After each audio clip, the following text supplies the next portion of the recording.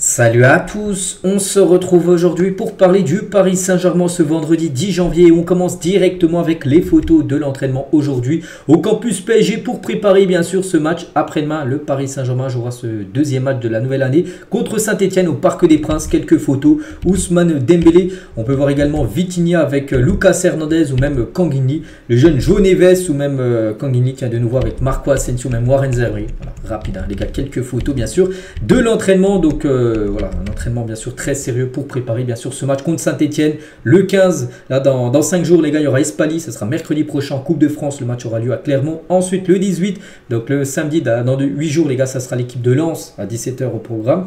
Et après le mardi d'après les gars, ça sera City, voilà ce match là qui est maintenant dans 2 jours, hein, J-12 avant ce match hyper important contre City. Après Reims et Stuttgart hein, pour finir ce mois de janvier. Et concernant le match, hein, avant de parler de tous les autres rencontres, il y a le match bien sûr contre les Saint-Etienne et changement d'arbitre hein, pour le match de dimanche. De bas, ça devait être lui, les gars, Mathieu Vernis. Hein, j'avais parlé il y a quelques jours, ça devait être lui l'arbitre principal. Et du coup, changement d'arbitre, ça sera plutôt Benoît Milo hein, qui sera l'arbitre de cette rencontre hein, qui aura lieu dimanche soir à 21 h sur la plateforme DAZN. Mais pas que la conférence de presse aura lieu demain à 13 h hein, de Luis Enrique. On continue, on va parler cette fois-ci d'une très grosse info. Regardez, hein, ça fait la une du journal L'équipe aujourd'hui. Paris pointe Kvaratskhelia, bon, un joueur qu'on a beaucoup parlé, hein. On a un peu parlé là, bon ça a été plutôt discret hein, sur les derniers jours, mais là vraiment ça a pris une énorme ampleur parce que le journal L'équipe relaie, il y a même Fabrizio Romano, quelqu'un de très fiable les gars, qui parle aussi que le joueur pourrait débarquer à Paris sur ce mercato, mais pas que l'été dernier le PSG le voulait. Mais ce qui change de l'été dernier les gars, c'est que Naples ne voulait pas le vendre l'été dernier, hein, ils ont dit il est intransférable, du coup on a pu voir qu'il est resté à Naples, mais maintenant Naples les gars, peut le faire partir, ils veulent bien le faire partir. Donc là, c'est plus la même, bien sûr. C'est pour ça que c'est totalement jouable. Hein. Donc déjà approché l'été dernier, l'attaquant georgien de Naples redevient une priorité de recrutement pour le PSG. Mais la concurrence anglaise, bien sûr, est forte. Il n'y a pas que Paris sur le dossier, mais le PSG, peut-être le club actuellement mieux placé pour faire Kvaratskhelia. Et dès janvier, hein, pas l'été prochain. Non, c'est là avant la fin du mercato qui est prévu le 3 février prochain. Donc voilà, Fabrizio Romano indique que Kvaratskhelia ouvre définitivement la porte à une arrivée à Paris dès cet hiver. Discussion en cours au sujet des conditions contractuelles. Hein. Donc Naples demande environ 80 millions d'euros voilà, pour lâcher son joueur, hein, alors qu'avant il ne demandait rien du tout parce qu'il ne voulait pas le lâcher. Il disait non, il est intransférable, on le garde, c'est sûr et certain. À Paris, ils peuvent proposer ce qu'ils veulent, on ne lâchera pas. Que maintenant, si le PSG propose 80 millions d'euros, eh ben, il partira. Bon, oui, 80 millions d'euros, c'est une grosse somme.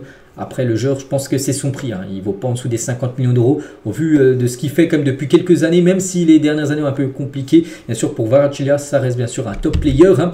Donc, voilà, le Paris Saint-Germain cherche un accord financier, bien sûr, avec le Napoli. Hein. Et le PSG... en gros, peut-être que aussi ça le motive de rejoindre Paris déjà parce qu'il découvre un autre championnat, peut-être une équipe meilleure, je pense, actuellement le PSG, qui est bien meilleure actuellement que Naples. Et surtout niveau financier pour lui, les gars, voilà, au PSG, on sait que les joueurs sont bien payés. Et la preuve, hein, les négociations débutaient avec le PSG qui propose de quadrupler le salaire du Géorgien. Voilà, donc multiplié par 4 le salaire de Kvaratskhelia. Donc tout ça font que oui, il y a des chances que le joueur débarque à Paris sur ce mercato hivernal. Hein. Donc ce sera un contrat jusqu'en 2029, donc un contrat là, de 5 ans, hein, avec un salaire de 8,5 millions d'euros avec des bonus bien sûr. Donc là le salaire serait déjà multiplié par 4, c'est-à-dire que du côté de Naples, hein, il touchait aux alentours des 2 millions à peu près. Voilà, donc pour lui, hein, voilà, financièrement, ça peut être bien sûr une grosse opportunité et aussi rejoindre le Paris Saint-Germain, un club où il peut potentiellement remporter beaucoup de trophées. N'oubliez pas les gars qu'on parlait beaucoup de Luis Enrique qui voulait un ailier gauche pour ramener de la concurrence à Bradley Barcola. Et ben là je pense que tu l'as bien sûr, tu as cette énorme concurrence hein, de Barcola. Ce sera un coup dur quand même pour Barcola que Kvaratskhelia vienne hein, parce que c'est un joueur qui pourrait bien sûr prendre sa place de titulaire. Donc comme j'ai dit hein, les gars, il y a le PSG. Mais il y a aussi la menace des clubs anglais comme Liverpool et Chelsea. C'est les deux clubs également intéressés. Mais pour l'instant, le joueur lui a une préférence. Ce serait de venir du côté du Paris Saint-Germain. Donc voilà les infos aujourd'hui hein, concernant Kvaratskhelia. Et on apprend aujourd'hui d'après Plétigol également. Donc c'est un journaliste allemand hein, fiable aussi. Hein. En plus de Kvaratskhelia, le PSG cible toujours Victor Osimhen. Le PSG cible également le joueur nigérian. Bon après... je ne pense pas que les deux viendraient là. On pense qu'il y a plus de chances pour Kvaratskhelia qui viennent cet hiver. Après, ce serait plutôt l'été prochain pour Osimhen. Mais peut-être le duo de Naples il y a quelques années, là, vu que Osimhen a quitté le club, et ben pour être les deux renforts, hein, deux recrues du côté de Paris, peut-être un là et l'autre peut-être dans quelques mois, l'été prochain. Donc on va suivre ça bien sûr. Hein, donc Voilà, ça peut être bien sûr deux immenses recrues pour l'équipe parisienne. Bref, on continue toujours avec le mercato, parce que là on est en plein période de mercato. Donc le PSG aura tiré dans l'idéal 2 ou 3 recrues lors de ce mercato hivernal. Hein. Donc en plus de Skriniar et Kolo Muani, Marco Asensio, parce que s'il y a des arrivées, il y aura des départs, hein, bien sûr. Donc on pense si déjà que Kvaratskhelia venait à débarquer au club, on pense que Kolo Muani partirait. Hein. Ça sert à rien d'avoir de nouveau un attaquant en plus, bien sûr. C'est que Kolo Muani, là, il aurait une bonne sortie. Il en a, mais bon, maintenant, il faut trouver avec quelle équipe il pourrait rejoindre. Donc, Kolo Muani, Skriniar, hein, il devrait partir. On va en parler juste après. Et Marco Asensio aussi. Hein. Il y a des chances aussi qu'il quitte le club. Et Paris espère trouver un point de chute hein, pour Marco Asensio. Son salaire démesuré est le principal obstacle. Hein. C'est ça le gros problème. C'est que, bien sûr, il touche un salaire XXL. Et pour l'instant, personne ne veut lui proposer le salaire qu'il touche du côté de Paris. 830 000 € brut mensuels. C'est beaucoup d'argent bien sûr. Donc il a des pistes en Angleterre et en Espagne, mais rien de concret pour le moment. Donc la possibilité d'une destination exotique n'est pas exclure. Voilà, donc exotique peut-être l'Arabie Saoudite, je sais pas, la MLS, je sais pas. Voilà, donc vous avez vu les équipes hein, que ça peut être. Donc voilà, concernant Marco Asensio, pour l'instant on ne sait pas, mais il peut partir si bien évidemment une équipe peut lui permettre de toucher et continuer à gagner son gros salaire.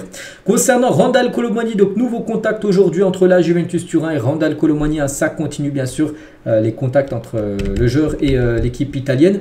Et aussi toujours Tottenham les gars qui espèrent conclure un accord pour Kolo Muani d'ici la fin de semaine, mais attention à la concurrence, hein, donc la Juve qu'on a parlé et aussi Manchester United, voilà les trois clubs, hein, Tottenham, Juve et à Manchester intéressé. Donc le PSG va après avec une option d'achat obligatoire.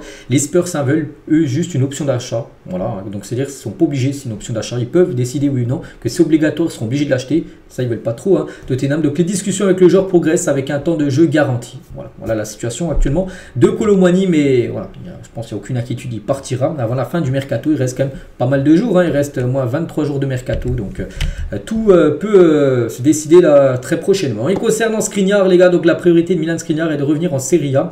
Un départ vers Naples est devenu réalité dans les dernières heures parce qu'on parlait peut-être d'un, vu que Kvaratskhelia pourrait débarquer au PSG, donc peut-être Skriniar plus de l'argent contre Skriniar. Donc pour l'instant c'est pas trop ce qui est mis sur la table, mais lui il pourrait peut-être retourner en Italie et peut-être à Naples. Hein. Donc bref, la décision finale est attendue très prochainement. Il y a toujours le Galatasaray, hein, bien sûr très intéressé par Milan Skriniar, mais lui si tu lui proposes, je sais pas, par exemple Naples ou Galatasaray, il préférera retourner du côté de la Serie A. Concernant Nuno Mendes, hein, qu'on parle beaucoup aussi lui depuis quelques temps, hein, donc Manchester ne recrutera pas le joueur en janvier. Voilà, donc après il y a des chances hein, quand même qu'il parte l'été prochain. S'il ne prolonge pas son contrat là avant le 30 juin, il partira certainement l'été prochain et peut-être à Manchester. Voilà, Paris ne lâchera pas là en plein milieu de saison. On parle aussi de ce joueur les gars, c'est Foot Mercato qu'on voit ça. Après le joueur est très peu connu, hein, il s'agit de Manfred Ugarte, hein, pas Ugarte l'ancien parisien, mais Ugarte. Donc voilà, il joue du côté du Spartak Moscou en D1 russe. L'attaquant costaricain de 22 ans cartonne avec son équipe, hein, donc 15 buts en 18 matchs de D1 russe cette saison pour ce joueur les gars que le PSG surveille, hein, donc il dispose d'une clause libératoire de 30 millions d'euros. Voilà, donc c'est un attaquant à 9 pur. Hein. Voilà, donc lui aussi, on va garder bien sûr son nom en tête.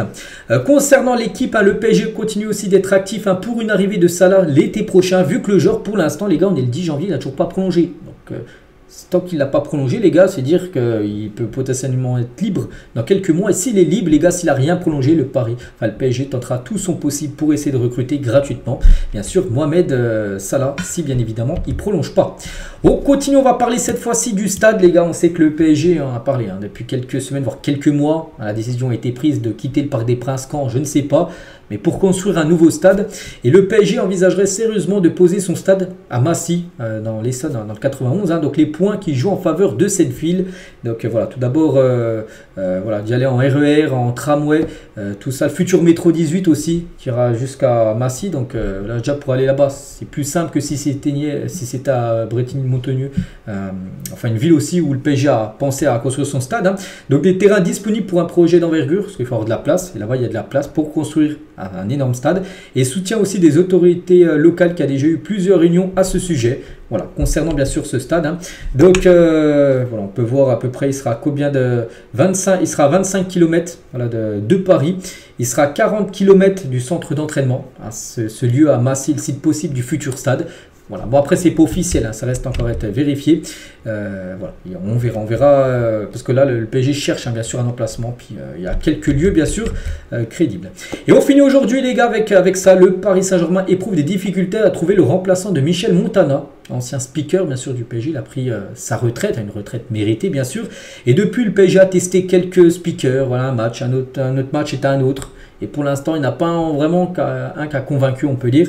Donc le club va poursuivre les expérimentations en 2025. Aucune deadline a été fixée. Donc voilà, encore pour les prochains matchs, dès le match là contre Saint-Etienne, peut-être un nouveau speaker sera essayé pour peut-être après devenir le speaker, celui qui aura le CDI en tant que speaker du côté du Parc des Princes, en attendant que le PSG bien sûr change de stade. Donc voilà les gars, ce qu'il y avait à dire aujourd'hui. J'espère que ça vous a plu. On se retrouve nous demain en espérant des bonnes nouvelles concernant Kvaratskhelia, parce que moi ça me hype totalement. Je sais pas, une arrivée Kvaratskhelia, ce serait quand même exceptionnel de l'avoir dès janvier. Allez, je vous laisse, bonne journée à vous et à demain.